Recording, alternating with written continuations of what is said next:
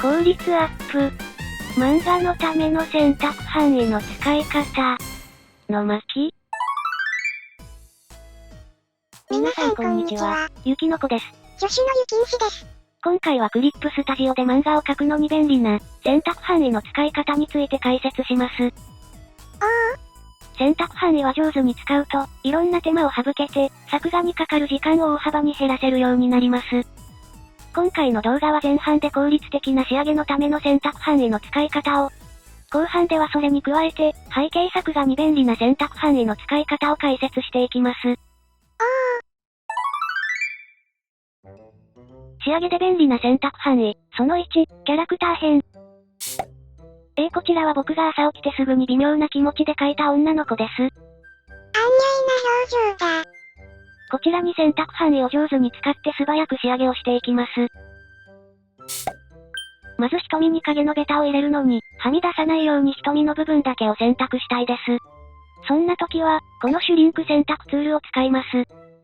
設定は対象色を黒部分のみ、にしておいて、レイヤーパレットで選択したいトーンのマスク部分を触ってから、シュリンク選択で瞳部分を描こうと、そこだけ選択することができます。一度塗った場所なら次からは、狙ったところを描こうだけで一瞬で選択できるんだね。もうトーンを貼ってある場所にベタを入れたり、さらにトーンを重ねたい時に便利です。他の方法として、コントロール+サムネイルクリックで全体を選択してから、いらない部分をオルト+投げ縄選択ツールで消す方法もあるよ。選択ツールはレイヤーの選択みたいに、シフトを押しながらだと追加で、オルトを押しながらだと消す処理ができるので覚えておいてください。次は選択範囲を使って、はみ出さないように服にラインの模様を描きます。普通に描くとはみ出しに気を使いながら描かないといけないけど、こんな感じに選択範囲で囲ってからなら、はみ出しを気にせずにのびのびと描くことができます。これなら線を描くのに集中できるね。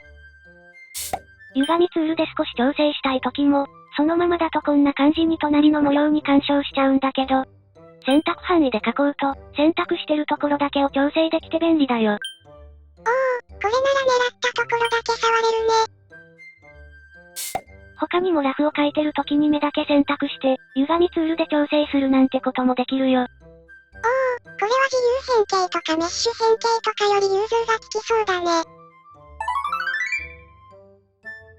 仕上げで便利な選択範囲、その2、コマ編。こちらは、コマの上にいる私です。お前か。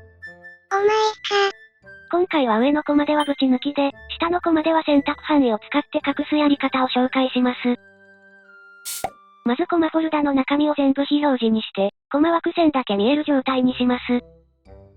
コマフォルダのサムネイルをコントロール+クリックすると、コマ枠線だけの選択範囲ができるので、この枠線部分だけの選択範囲で、ぶち抜きのキャラクターにマスクをかけます。ぶち抜きたい上の部分のマスクは、塗りつぶして見えるようにして、下部分はコマ内部の選択範囲を作って、マスクで消して完成です。手作業だと地味に面倒くさい作業が一瞬でできたね。次はこういう枠線がないコマの塗りつぶしの裏技についてです。コマの枠線はオブジェクトツールで触った状態で、枠線を描画するのチェックを外すと消すことができます。このまま塗りつぶそうとするとはみ出しちゃって、じゃーとなります。自動選択でも、じゃーとなります。漫画は原稿サイズが大きいからこういう時に重くなりがちなんだよね。こういう時にもシュリンク選択が便利です。コマフォルダのマスクは、枠線がない部分も残っていて、このマスク部分に対してシュリンク選択で書こうと、コマのマスク部分を選択することができます。これなら枠線がなくてもはみ出さずに塗りつぶしできるね。ちなみに自動選択とかバケツで、はみ出してらーってなっちゃった時は、エスケープキーを1回押すとキャンセルできるよ。これが一番ありがたい情報かも。背景への応用、その1、パターンブラシ編。次は選択範囲を応用して、パターンブラシで描いた背景を調整する方法を紹介します。まずパターンブラシで背景を描いてみます。なんか均質すぎてハリボテ感があるよね。そんな時は線画をベクター化して調整する方法があります。まず選択範囲メニューの色域選択で黒い線部分を選択して、切り取って下地と分離してから、下地の線があった部分を白く塗りつぶしておきます。線画をレイヤーメニューのレイヤーの変換で、ベクターレイヤーに変換してから、線幅修正すると、いい感じに抑揚をつけることができます。ちょっとのっぺり感が薄れてるかも。次はパターンブラシからシルエットを描く方法を紹介します。もう少し奥行きがある感じにしたいので、奥にもう一段草を描きます。このままだと少し画面がうるさいので、コントロール+サムネイルクリックで奥の草を選択して、白で塗りつぶして、選択範囲を縁取りで線を足して、トーンを貼って、奥の背景をシルエットにしました。手間かけずいい感じに奥行きがある感じになったね。絵としてはもうちょっと描き足したりした方が良いと思うけど、円形とかならこのくらいで十分なこともあるから覚えておいてください。背景への応用、その2、テクスチャ編。次は選択範囲を使って、背景素材をアレンジする方法を紹介します。こんなレンガの素材があります。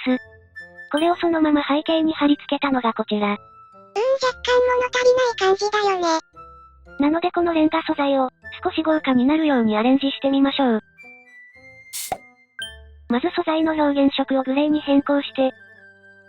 フィルターメニューのガウスぼかしで少しだけぼかします。もう一度表現色をグレーからモノクロに戻して、アルファの位置をレンガの角が丸くなるように調整して、プレビュー中の表現色を適用を押します。レンガの素材をコントロール+サムネイルクリックで選択して、新しいレイヤーを作って、縁取りをすると、こんな新しいレンガの素材ができました。さらに全体にトーンを貼って、元素材の部分を選択して消すと、レンガ部分にだけトーンを貼ることもできます。これを背景に貼り付けるとこんな感じになります。さらにレンガの線画をベクターレイヤーに変換して、オブジェクトツールでブラシサイズをランダムにすると、より手書き感が出せるし、線幅修正したりトーンを削ったりすると、さらに奥行きがある感じにできるよ。なんだか少しの手間ですごい豪華になったね。次は同じやり方でフェンスを作ってみるよ。まずこんな感じの格子の素材を用意して、ぼかして、丸い部分ができるように調整して、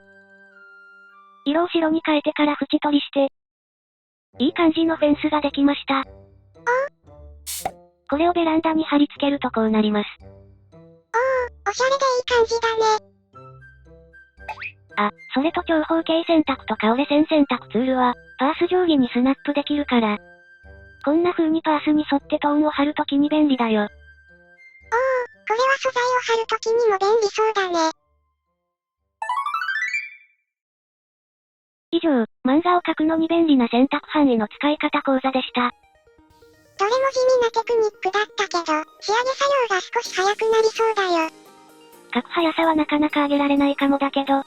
クリップスタジオの操作は機能の理解と慣れ次第で、どんどん早くできるから頑張ってみてください。選択範囲を使ったテクニックは、他にも今までの動画で解説してるので、よかったらご覧ください。今回の動画はここまで。それではまた次回の動画でお会いしましょう。バイバーイ。